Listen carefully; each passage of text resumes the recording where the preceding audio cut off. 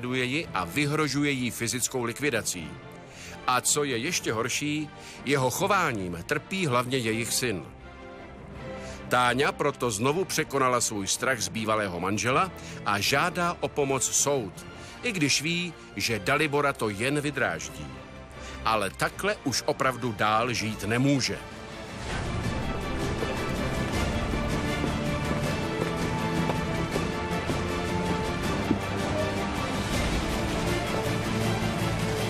Dobrý den. Děkuji, posaďte se.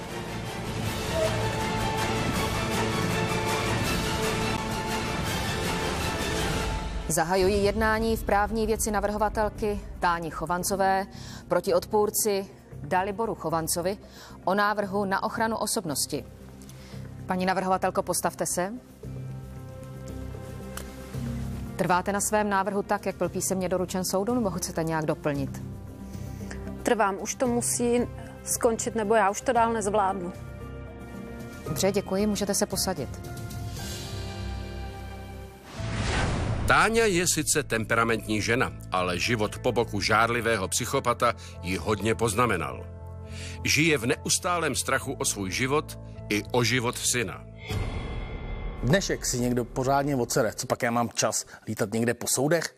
Co ona si vůbec myslí, jak si to představuje, že mi bude linkovat život? Takovej se ještě nenarodil, který by mi poroučel. Pane odpůrce, postavte se.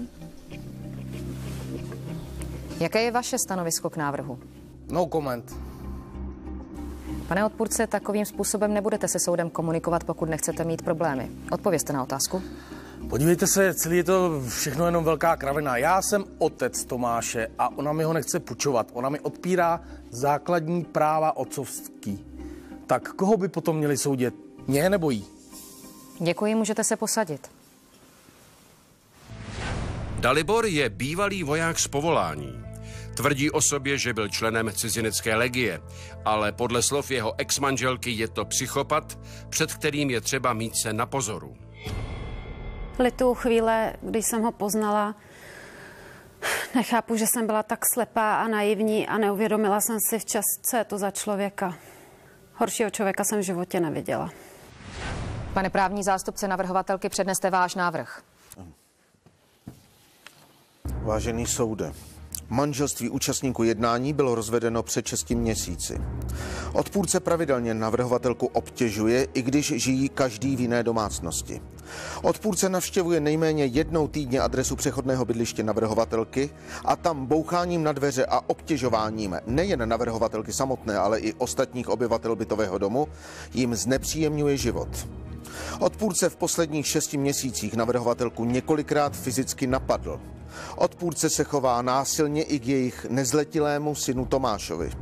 Navrhovatelka má proto vážné obavy o svůj, ale i o synův život. Vzhledem k výše uvedeným skutečnostem navrhujeme, aby soud uložil odpůrci povinnost zdržet se jakéhokoliv kontaktu s navrhovatelkou a jejím synem Tomášem, a to z důvodu ochrany života a zdraví jako součástí osobnosti navrhovatelky a jejího syna. Děkuji. Děkuji. Paní navrhovatelko, postavte se. Jak dlouho jste byli s odpůrcem manželé? Necelých 7 let. Asi to není mnoho, ale tolik trápení, co jsem se s ním prožila, to si myslím, že by stačilo na několik manželství. Kvůli čemu bylo vaše manželství rozvedeno? Kvůli jeho chorobné žárlivosti, kvůli tomu, že mě k konci manželství začal být. Promiňte. To je v pořádku. Těžko se o tom mluví, ale potom začal být i Tomáška. Keci. Jsou to jenom samý keci. Přece byste nevěřila takový ubožačce. Stačilo jenom kousíček, paní soudkyně, a svěřili Tomáše do péče mě.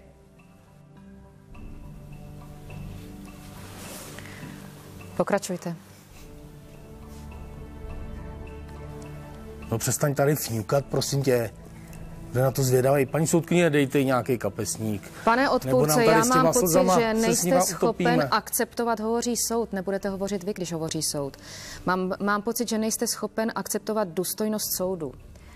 Pane právní zástupce odpůrce, máte prostor, abyste svého mandanta poučili, jak se u soudu chovat. Pokud to pochopí, v pořádku, pokud ne, v tom případě budu nucena proti vašemu mandantovi vznést obvinění za pohrdání soudem.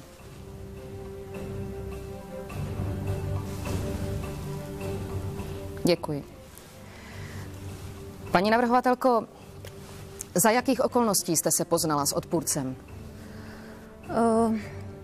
Blízko našeho města, odkud pocházím, a když žijeme, se nachází vojenská základna a vojáci tam chodili za zábavou.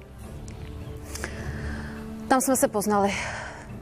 Tenkrát s holkama.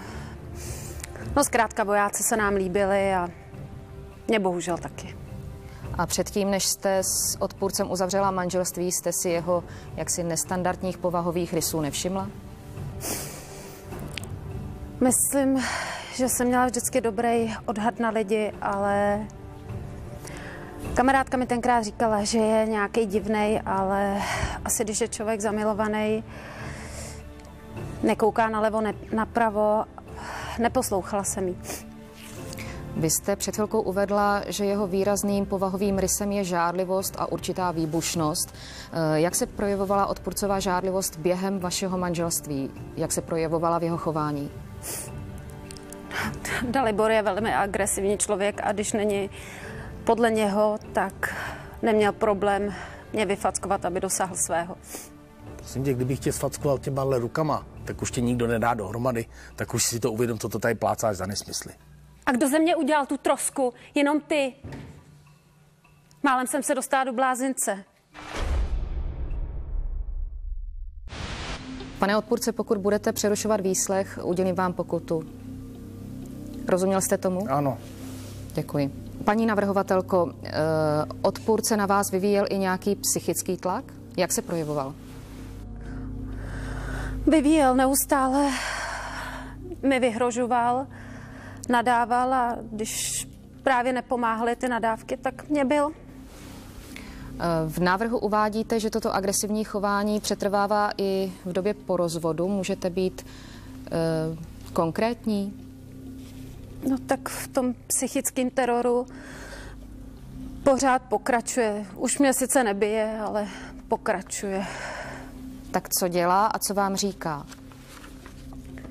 Nadává mi do vyhrožuje mi, že mi vytrhá všechny vlasy, dokonce i na moji rodinu útočí, že jsme obyčejná verbež, že patříme do kanálu, že lidi jakoby by měli trávit jako potkany, že nemáme právo na život.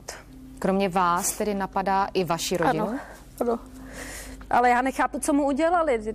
Moji rodiče nám vždycky pomáhali, dokonce i můj bratr. Vždycky se o nás starali. A jeho útoky probíhají pouze na verbální úrovni, nebo napadá vaši rodinu také fyzicky? Ano, ale já se ho bojím. To znamená, že napadá vaši rodinu fyzicky? Napadá. Chodí za náma domů, vždycky tříská na dveře, tak my se vždycky s rodičema musíme schovat do ložnice a tam musíme počkat, než přestane. V poslední době vás konkrétně fyzicky napadl? No, mě jenom říkám. No ještě řekni, že k vám chodím a že vám sekerou rozsekám ty vaše plesnivý dveře. Ale já ti říkám, přestaň si vymýšlet. Nebo se neznám, ti říkám. Pane odpůrce. Pane odpůrce, postavte se. Já vám uděluji pořádkovou pokutu ve výši 15 000 korun a dejte pozor na to, jak se nadále budete chovat, protože justiční stráž je za vstupními dveřmi této jednací místnosti a stačí jeden jediný můj pokyn a v momentě si s vámi poradí. A pak se trestnímu stíhání nevyhnete. Rozuměli jsme si? Ano. Posaďte se. Paní navrhovatelko, vy dva jste už rozvedení. Jaký může mít důvod odpůrce k takovémuto chování vůči vám a vůči vaší rodině?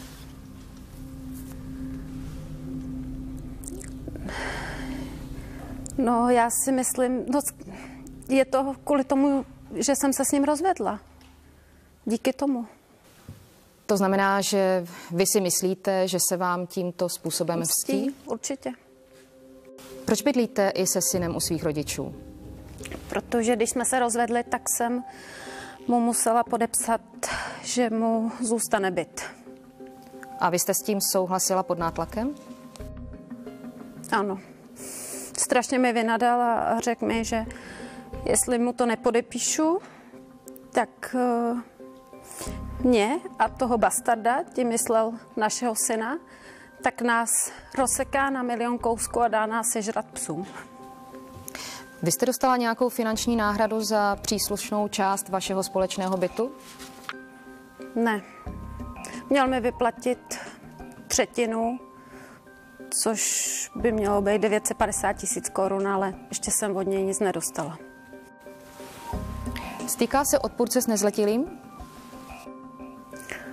No, podle soudu by ho měl mít každou sobotu, jenže... No jenže jsi mi ho od rozvodu ještě nepůjčila.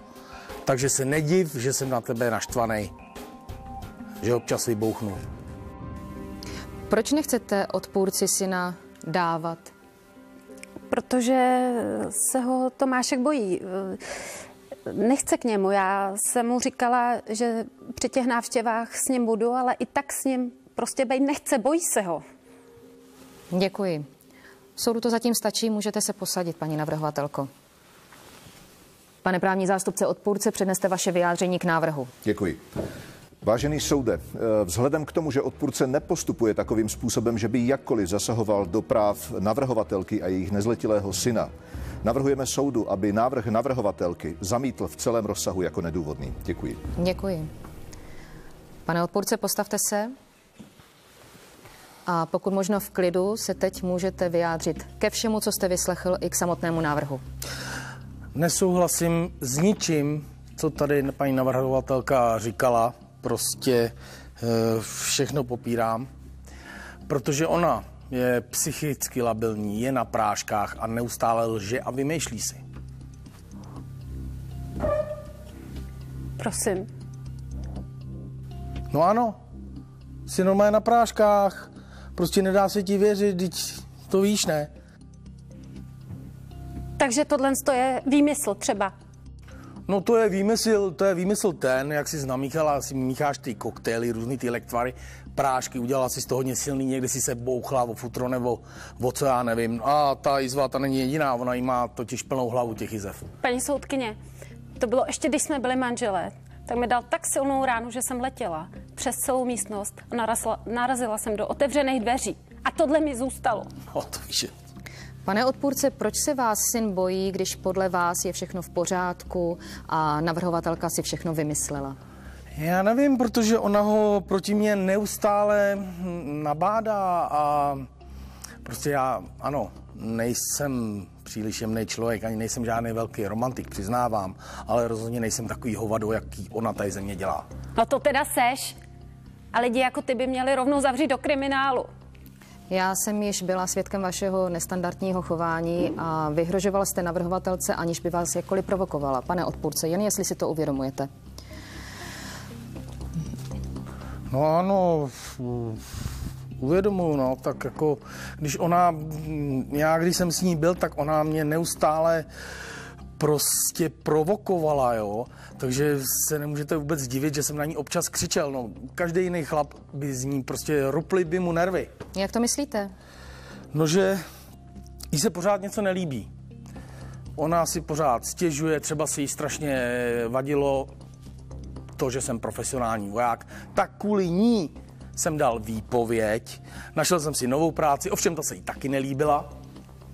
Kde teď pracujete? Dělám u bezpečnostní agentury, ale nebojte se, nejsem žádný blbej rozbíječ hlav. Jak tomu mám rozumět, pane odpůrce? No tak logicky, že jo, když slyšíte ty její kidy, který ona tady kydá na mě, tak si každý musí myslet, že jsem nějaký pitomec, který se umí jenom rvát a nedělá nic jiného, no ne? Co tedy děláte v té bezpečnostní službě? Trénuju mladý kluky. Zásahovou jednotku. Mám pod sebou tým lidí, jsem tam šéf a děláme ochranu objektů, budov, osob a já mám svůj tým, který řídím, takže nejsem žádný blbeček. Vraťme se nyní k vašemu synovi. Vy jste před chvilkou uvedl, že navrhovatelka ho proti vám popouzí. Proč by to měla dělat? No popouzí ho proti mně, protože se chce mě úplně zbavit. Chce mě vymazat ze svého života. Asi si nejspíš našla nějakého chlapa a chce Tomáše. Prostě chce, aby on na mě úplně zapomněl. Ale ty si zase zapomněla, že já jsem otec toho dítěte a že mám právo se s ním stýkat. Pane odpůrce, proč chodíte vyhrožovat navrhovatelce do jejího momentálního místa bydliště, kde vyhrožujete jí, její rodině, obtěžujete tam i tedy nájemníky toho celého domu? Tohle, tak vy už jste se tady snad všichni zbláznili, ne? Já jsem chtěl jenom Tomáše. Pane odpůrce, já vám uděluji další pořádkovou pokutu ve výši 10 000 korun. Budete nadále pokračovat ve vašem vyhrožování?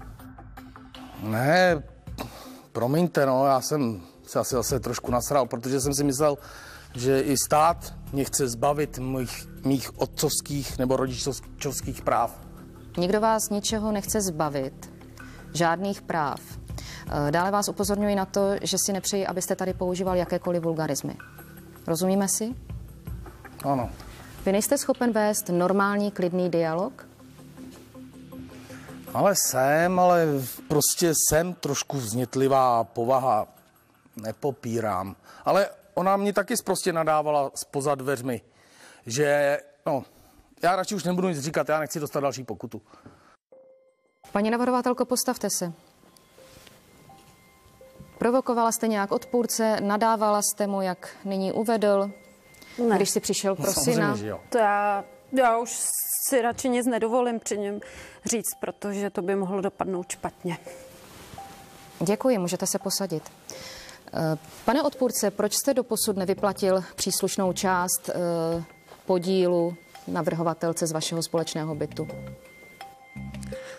No, neplatím ani alimenty, abyste už teda věděla všechno. Proč neplatíte výživné na syna? Protože mi ho nechce půjčovat a odmítá mi s ním jakýkoliv styk. Pane odpůrce, to vás ale neomlouvá. Vy jste povinen platit výživné na svého nezletilého syna, jinak se vystavujete trestnímu stíhání. Jste si toho vědom? Ano, ale až mi ho bude půjčovat, tak zaplatím. Ale teď nepůjčuje. Ale policajtu mě ještě neudala, tak mně je to jedno. A co se týká s tou věcí z toho bytu, tak k tomu mám taky svoje důvody. Jaké? No tak třeba to, že mi po rozvodu zničila nebo ukradla spoustu věcí. A až tohle to všecko dá do pořádku, až to vyrovná, tak potom jí vyplatím tu náležitou část z toho bytu. Pane odpůrce, co vám navrhovatelka zničila? Zničila mi drahou reprosoustavu, ztratily se starožitné zbraně, dalekohledy na starožitných puškách byly rozbitý a vůbec prostě moje vojenská a starožitná sbírka, která je velice cenná. Paní navrhovatelko, postavte se. Je to pravda? Není to pravda. On zapomněl, že když jsme s Tomáškem odcházeli, tak tyhle všechny věci po nás začal házet. On po vás hodil i hi-fi soustavu? No, tak to si pamatuju, ta letěla dokonce z okna a přistála na chodníku, takže kdyby nás trefila, tak bylo po nás. Děkuji, můžete se posadit, paní navrhovatelko. Soudu to zatím stačí, pane odpůrce. Pane právní zástupce navrhovatelky, máte nějaké doplňující otázky na odpůrce? Jistě. Prosím, postavte se. Pane odpůrce, můžu vás poprosit? Pane odpůrce, nestává se mi to často, ale já skutečně nevím, odkud začít. Jakmile jste otevřel pusu na soudě, tak z vás padala jedna lež za druhou. Námitka ničím nepodložené tvrzení. Akceptuji vaši námitku. Konstatujete, ptejte se. Pane odpůrce, my jsme se ptali vašich bývalých kolegů z armády a ti většinou potvrzovali vaše hrubé a agresivní chování. Dokonce i pravý důvod odchodu z armády, čímž byla šikana vašich podřízených a proto jste dostal vyhazov. Můžete mi k tomu něco říct? Tak podívejte se, já jsem z armády odešel sám na vlastní žádost. A ano, tady taky kvůli té šikaně, protože šikanovali moje spolupracovníky, moje kamarády. Snažili se šikanovat i mě, ale já se umím bránit. Počkejte, vy jste někoho šikanoval z preventivních důvodů, aby nešikanovali vás? Ne. Šikanovali moje kolegy. Zkoušeli to samozřejmě i na mě, ale... A vy říkáte, že jste odešel z vlastní vůle? Vy jste totiž před chvíli řekl, že jste odešel kvůli vaší bývalé manželce. Takže jste lhal, nebo měníte výpověď? Nelhal. Jak tomu mám rozumět? A neserte mě! Podívejte se, Pane odpůrce, já vám uděluji další pořádkovou pokutu ve výši 10 000 korun. Já jsem vás už jednou upozornila, že u tohoto soudu vulgarity používat nebudete. Byla to vulgarita spojená s vyhrožováním. Pokračujte. Mluvám se. Já jsem odešel z obou důvodů. Kvůli ní a kvůli tomuhle tomu. A to se nevylučuje. Vážený soude, dovolte mi, abychom krátkou cestou založili do spisu 3 svědecké výpovědi bývalých spolupracovníků z armády, kde potvrzují agresivní chování pana odpůrce a také důvody propuštění z armády. Přistupte.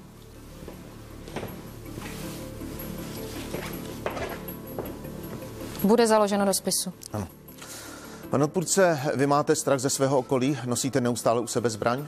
Nenosím, já se dokážu bránit holýma rukama.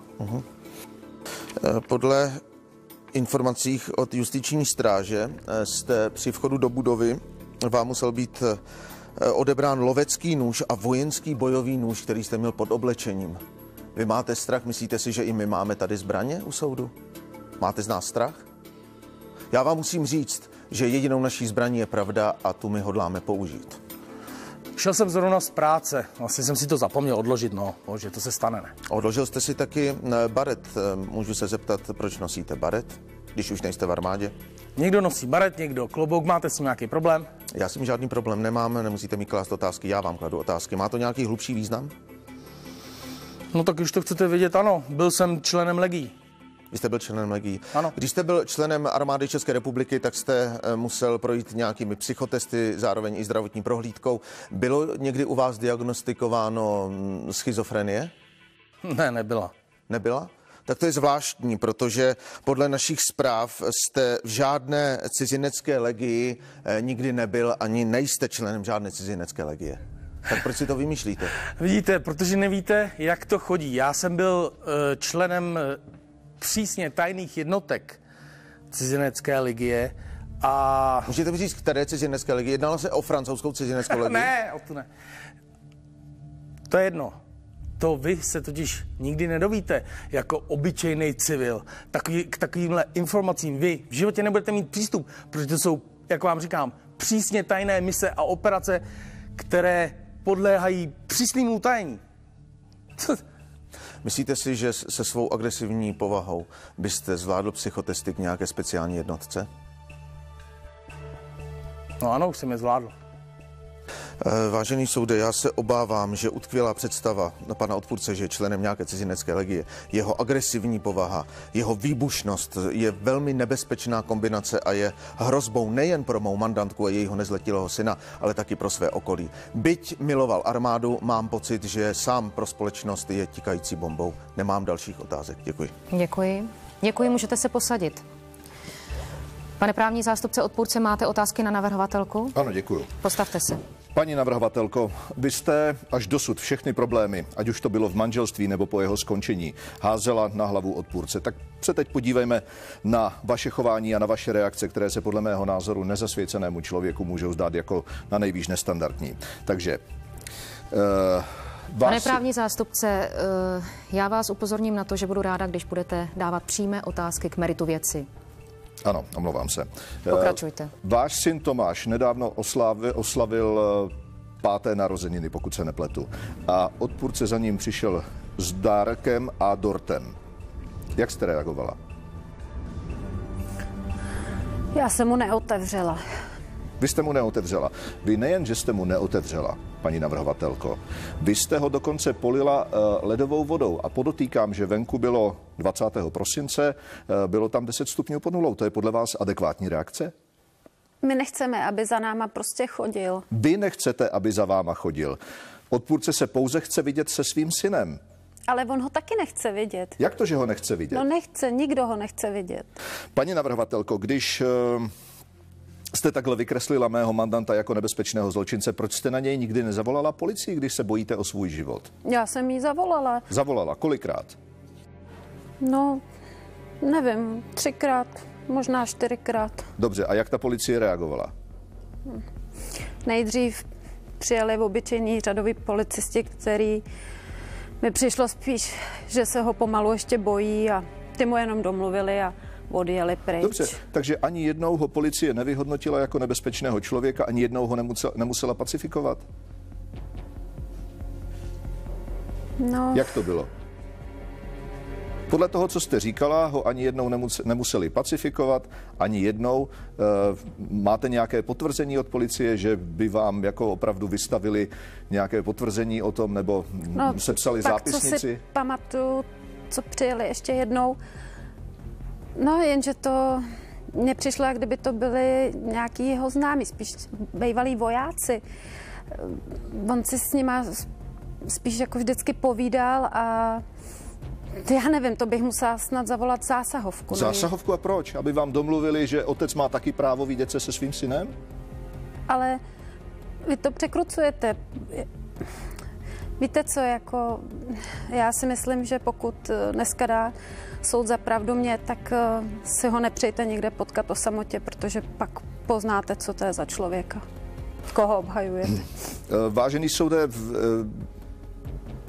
já mám za to, že je to jasným důkazem, že navrhovatelka své osobní problémy s odpůrcem řeší prostřednictvím jejich nezletilého syna, že je prostě do něj trošku, že to na něj přenáší. Ona mu zakazuje vídat se synem a on vzhledem ke své povaze někdy reaguje neadekvátně. Děkuji, nemám další dotazy. Děkuji, můžete se posadit. Přistoupíme k výslechu svědků. Soud předvolává Zuzanu Klokočovou.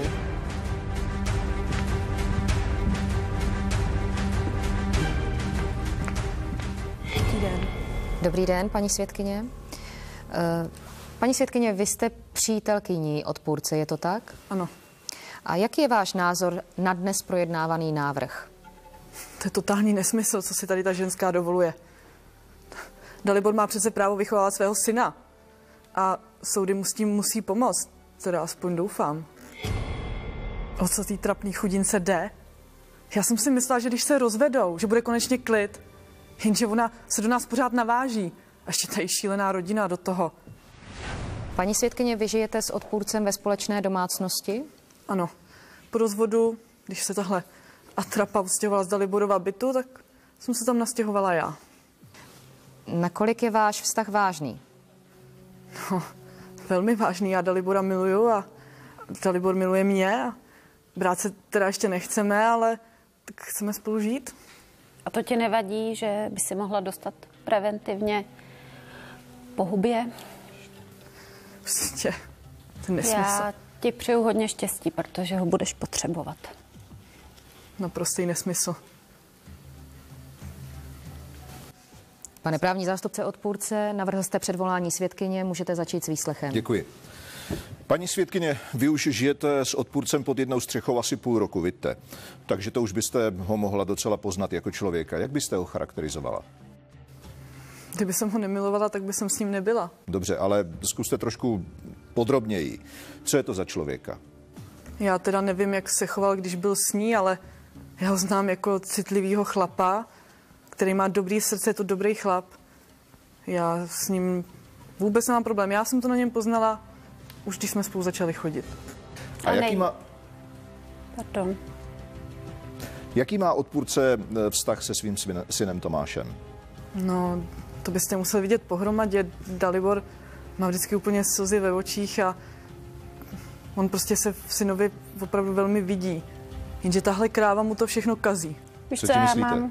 já mám takový pocit, že si s ním spíš kvůli penězů, ne? Prosím tě, nech to. Protože Ona prostě já nechce jsem nedostala- ona nechce Daliborovi malýho půjčovat a on je z toho prostě úplně na nervy. já jsem nedostala ještě ani korunu za byt a neplatí mi výživný, takže si musíte žít celkem slušně. Ale já kvůli tomu s Daliborem nejsem. Já jsem tím kvůli tomu, že A Tomáš si mě váží. svýho otce nenávidí. Pokračujte. Paní svědkyně, strávila jste někdy společný čas s odpůrcem i jeho synem pohromadě? No, párkrát jsme spolu byli hned po rozvodu, ale ona už potom prostě nechtěla Daliborovi malýho půjčovat. Dobře, a když jste byli spolu, jak se odpůrce o svého syna staral? No úplně normálně, tomu malýmu nic nechybělo. On se u nás má dobře. Já si myslím, že Dalibor, já to vím, že Dalibor prostě zabezpečí malýho určitě mnohem lépe, než tady paní bývalá manželka. A proč si to myslíte? No, protože Dalibor vydělává, co na ní podívejte. Teď ona vypadá jak... Prostě Dalibor vydělává lepší peníze než ona. A co si ona taky jako prodavačka může vydělat? Jakých 12 000, možná Ale ani to ne. aspoň poctivě pracuju. A co ty? Tobě stačí Já akorát... nepracuju. Tobě stačí akorát roztáhnout nohy a máš vyděláno. To prosím tě meleš. Zuzano, vůbec to nekomentuj. Paní navrhovatelko, upozorňuji vás na to, že toto nejsou vhodné argumenty. Pokračujte. Paní svědkyně, odpůrce se dneska přiznal, že neplatí výživné na svého syna. Stará se o něj ještě nějak jinak? No, my jsme třeba nedávno jeli nakupovat komplet zimní oblečení pro malýho. Koupili jsme boty, bundu, svetry, tepláky, rifle, všechno. A jak jste to předali tomu klukovi, když matka brání kontaktu otce se synem? No, my jsme jim to chtěli jít zanést. No, to skončilo totálním fiaskem. Proč? Jak se navrhovatelka zachovala? Prosím vás, my jsme tam ještě ani nepřijeli a už tam byli policajti. Policajti? No jistě. Z jakého důvodu tam byli? No, protože ona je zavolala už asi preventivně. Ale to jenom kvůli tomuhle soudu. Ona prostě chtěla mít na Dalibora co nejvíc špíny. Takže nakonec vlastně policie vůbec nezasahovala, byla tam k ničemu? Ne. Prostě policajti nezasahovali vůbec. Navíc Dalibor toho jednoho policistu zná, takže se tam spolu bavili, se tam spolu smáli. Ještě ten policajt si dokonce dělal srandu, že jakože už jsme tady zase, už nám to chybělo. No a po 15 minutách odjeli, takže... A proč to podle vašich slov bylo fiasko? No ono to totiž všechno začalo, až když ty policajti odjeli, víte. Ona tam naběhla její matka, začala mě tahat za vlasy, jo, ať tam odsaď okamžitě vypadnem, že tam nemáme co dělat. Začali do nás se navážet, začali nám nadávat a ať tam ani nelezem už nikdy. A ty věci pro nezletilého jste tam nechali? No, my jsme je tam chtěli nechat, jenže tohle jak totální psychopatka začala ty hadry ničit, její matka jí dokonce přinesla nůž, to tam párali, teď to vypadalo jak v nějakém hororu o psychicky narušených. Paní svědkyně, chová se odpůrce ke svému synovi hrubě nebo agresivně? No, to snad nemyslíte vážně, prosím vás, Dalibor miluje Tomáška, to nesmysl absolutní. A chová se odpůrce agresivně nebo násilnícky k navrhovatelce? Tak jako...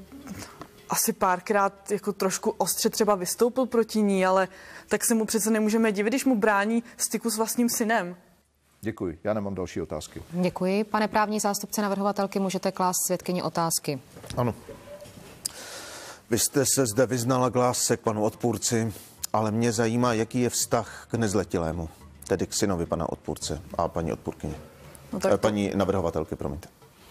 Tomášek je syn mého přítele, já nejsem jeho matka a ani nehodlám tuhle funkci zastupovat, ale já toho kluka mám ráda, on je fajn. Jakou barvu očí má Tomášek?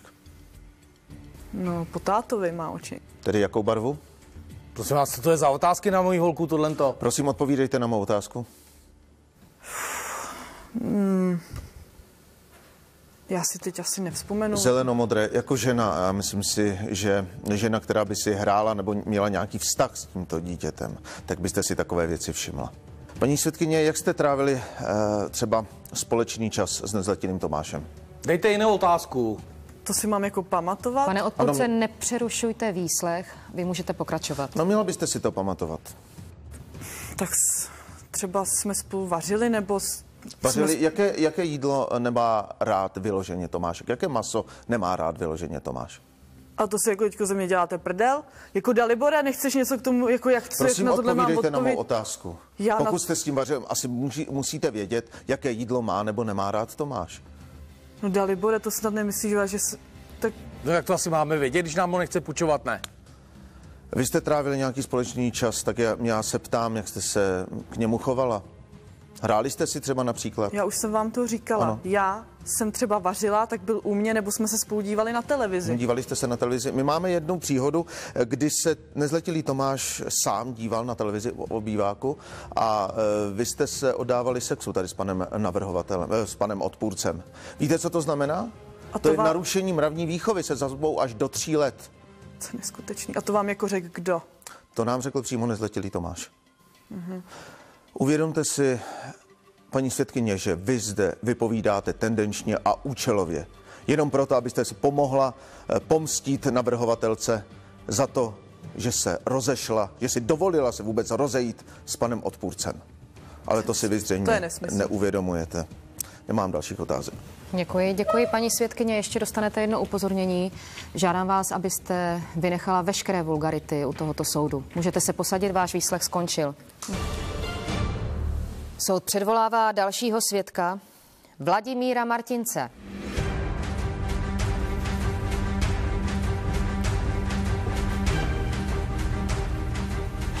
Dobrý den. Dobrý den, pane svědku.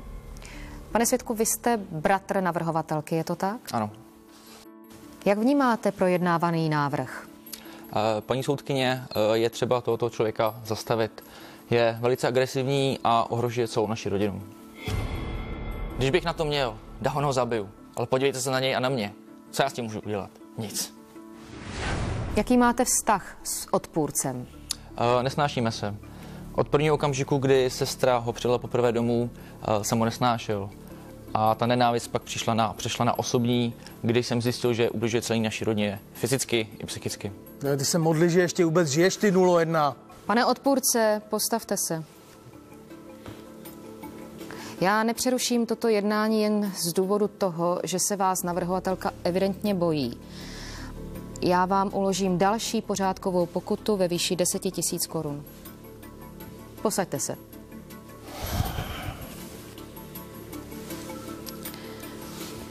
Pane právní zástupce navrhovatelky, nechal jste předvolat tohoto svědka, můžete začít s výslechem. Vám děkuji. Děkuji. Pane svědku, vy jste se do konfliktu s panem odpůrcem dostal vícekrát. Jak tomu došlo? Kvůli mé sestře, snažil jsem se jí ochránit. Z jakého důvodu? Byl jsem několikrát svědkem toho, že Dalibor několikrát moji sestru fyzicky napadl, když byli ještě manželé, a posléze, kdy má sestra byla u našich rodičů, opět ji fyzicky napadl. Jak proběhlo jejich majetkové vyrovnání? Proběhlo tak, že Dalibor fyzicky napadl moji sestru, vyhrožoval jí smrtí, že ji zabije, a ona pod tímto psychickým nátlakem podepsala to, že na ní převedla byt. V podstatě je to hajzl, který ukradl mé sestře byt. Vy, když jste se setkal s odpůrcem v nějakém konfliktu, jak to skončilo? Začalo to tak, že má sestra mi volala tím, že byla vystrašená. Já jsem přijel, viděl jsem, co se stalo, kdy odpůrce, v podstatě Dalibor, jí vyhrožoval, držel jí pod krkem, křičel na ní, že ji zabije, a v podstatě jsem do této rovačky musel létnout a dopadlo to tak, že Dalibor mi dal několikrát pěstí a dál si už nepamatuji. Probudil jsem se v nemocnici s přeraženou čelistí. Ale to nebyl teda první ani poslední případ.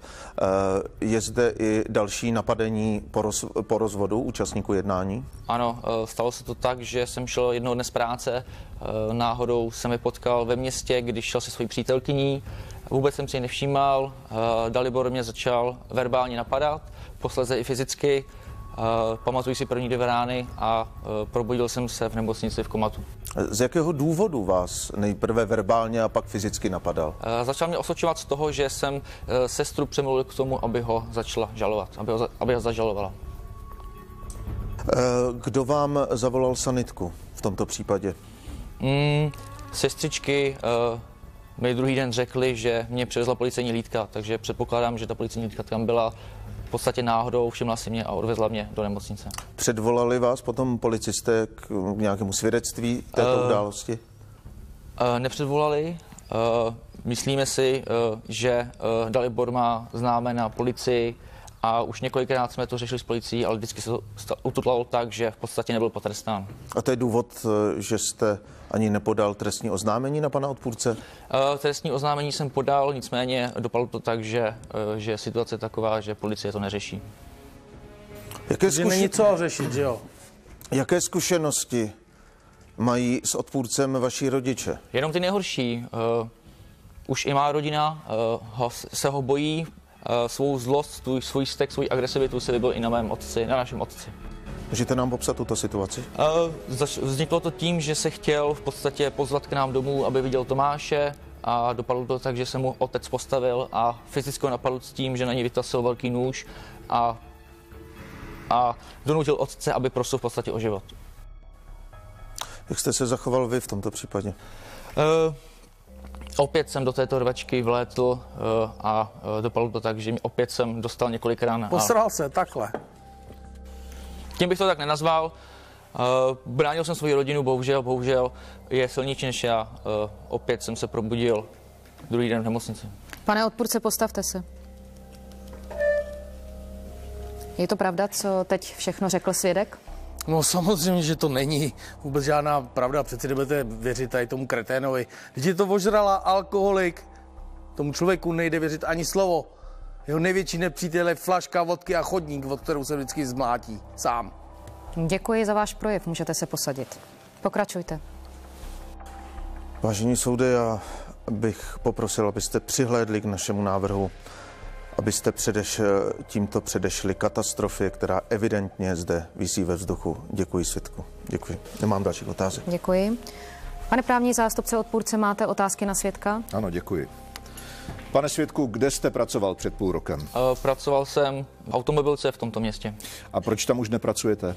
Snižovali stavy, byl jsem ve zkušební době, bohužel mě propustili. Jenomže podle našich informací jste byl propuštěn kvůli alkoholu. Určitě ne. 3krát tam prý udělali námatkovou kontrolu a 3krát byla v vašem případě pozitivní. Máte problémy s alkoholem? Určitě nemám. Nemáte problémy s alkoholem? Tvrdý alkohol nepiji, občas si dám pivo. Vážený soude, mohu v této souvislosti položit otázku svému mandantovi? Můžete, ovšem přímou otázku k meritu věci. Samozřejmě. Pane odpůrce, můžu vás poprosit. Pane odpůrce, když jste se dostal do první konfliktní situace se svědkem, jak ji tady svědek popsal, a došlo mezi vámi k fyzickému kontaktu, byl svědek Martinec pod vlivem alkoholu? No samozřejmě, že byl, teď chlastá jako duha. Nesmysl. Ale jako já se mu ani nedivím, protože je to svobodný mládenec, má spackaný celý život. Chudák je to. Děkuji, sedněte si. Pane svědku, my jsme se informovali na policii na tu situaci, kterou jste popsal, jak vás policie našla v tom parku zbitého, jak vy říkáte, a podle našich informací z vás prý byl cítit alkohol. Byl jste pod vlivem alkoholu? Rozhodně ne. Námitka, ničím nepodložené tvrzení. Pane právní zástupce, můžete něčím doložit své tvrzení? Máte nějakou lékařskou zprávu nebo policejní zápis? Ne, nemáme. V tom případě položte další otázku k meritu věci. Vážený soude, my máme za to, že svědek Martinec má problém s alkoholem a vždycky, když došlo k nějaké konfrontaci mezi odpůrcem a svědkem, tak podle našeho názoru byl na vině prostě tenhle ten problém, jeho záliba v alkoholu. Děkuji, nemám další otázky. Děkuji. Děkuji, pane svědku, váš výslech skončil, můžete se posadit. Přítomní, povstaňte a vyslechněte rozsudek ve jménu České republiky. Ve věci navrhovatelky Táni Chovancové a odpůrce Dalibora Chovance soud rozhodl takto. Soud ukládá odpůrci povinnost zdržet se kontaktování navrhovatelky a vykonávání aktivit zasahujících do práva navrhovatelky na ochranu života, zdraví a soukromí jako součástí integrity navrhovatelky. Soud zároveň odpůrci zakazuje styk s nezletilým synem Tomášem. Navrhovatelka má právo na náhradu soudních nákladů, a to do 3 dní od nabytí právní moci tohoto rozsudku. Soud skončil. Můžete odejít. Já se ale stále bojím, on s tím nepřestane, jeho by měli někam zavřít. Oni si myslí, že se jich leknu? Ať zapomenou, mě si na nikdo nevezme. Dalibor svého vyvádění nenechal. Pár dní po jednání šel za Táňou a znovu jí vyhrožoval. Její rodiče však na něj zavolali policii a ta už tentokrát zasáhla, protože měla v rukách právoplatný rozsudek, který mu zakazoval kontaktovat Táňu, a tak se Dalibor stáhl. Jeho hněv a touha po pomstě se mu však vymkly z rukou jiným způsobem. Při pracovním zásahu surově zbyl narušitele hlídaného objektu a ten na Dalibora podal trestní oznámení za těžké ublížení na zdraví. Tentokrát z toho zřejmě jen tak snadno nevyvázne.